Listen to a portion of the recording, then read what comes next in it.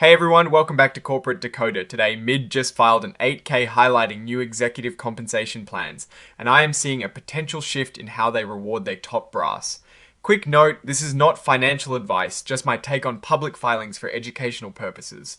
My biggest takeaway is how they are structuring severance and incentive pay, which could signal a new phase for the company's leadership strategy. This is an 8K filing which is used by companies to announce major events that shareholders should know about. The main news here is about executive pay and benefits. The Middleby Corporation, or MIDD as they are known on the stock market, has put in place a new executive severance plan or ESP. This plan details what key executives will receive if they leave the company under certain conditions. It covers situations where employment is terminated without cause or when an executive resigns for good reason, especially after a change in control of the company. Think of it like a golden parachute for the top executive, the CEO, if they are let go without a good reason, or if the company is bought out and they leave shortly after, they could get 3 times their yearly salary plus their target bonus.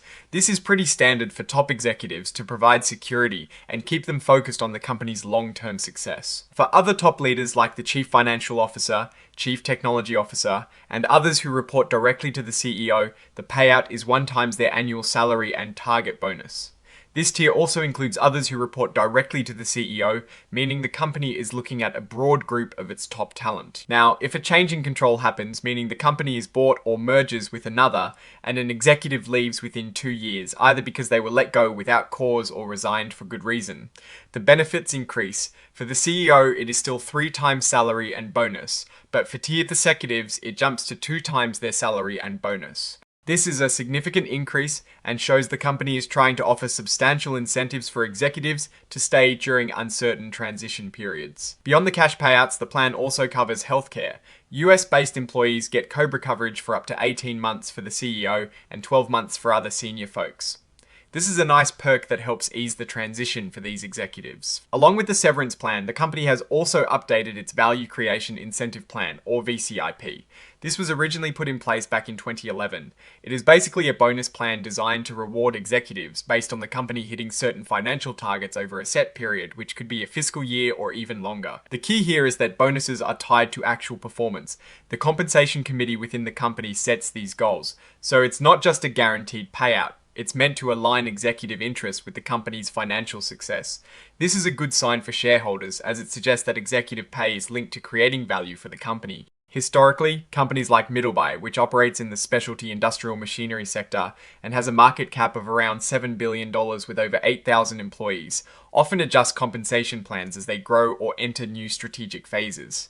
For instance, T. Rowe Price and BlackRock are significant institutional investors, and they typically look for well-aligned executive compensation structures. Middleby's common stock is traded on the Nasdaq Global Select Market under the ticker symbol MIDD. This is a reputable exchange, suggesting a certain level of financial stability and transparency. This section of the 8K covers departures or appointments of directors and officers and any new compensatory arrangements. The adoption of these new plans is exactly what this section is for. The fact that they are amending and restating the VCIP means they are refreshing the incentive structure.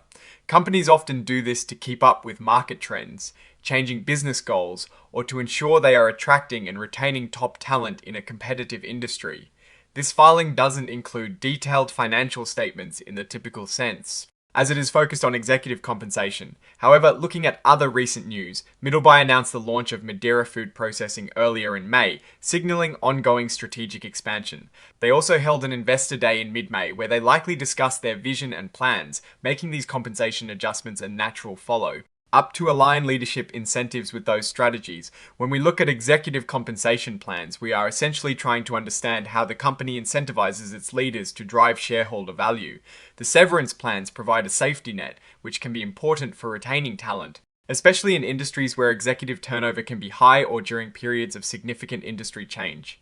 The incentive plan is where the real focus for performance should be. If the goals are well-defined and challenging, it can lead to strong execution and positive results for shareholders. The structure of these plans, with tiered payouts and incentives tied to both base salary and bonus targets, is designed to motivate executives across different levels of the organization.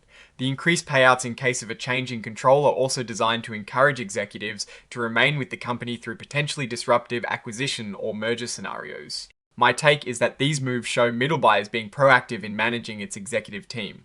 They are setting clear expectations and consequences, and ensuring their top people are compensated in a way that aligns with the company's future direction. The fact that they are amending an existing incentive plan suggests they are not making a radical departure, but rather fine. Tuning their approach to reward performance, the added severance protection, especially around change and control events, can be seen as a prudent measure to ensure stability and continued focus from key leaders during potentially turbulent times.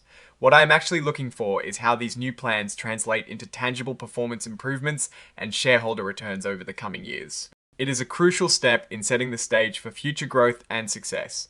Oh, and the research tools I actually use are linked in the description. They help keep this channel going. That is my take. Stay decoded. If you found this helpful, please like and subscribe and join our Discord for more deep dives.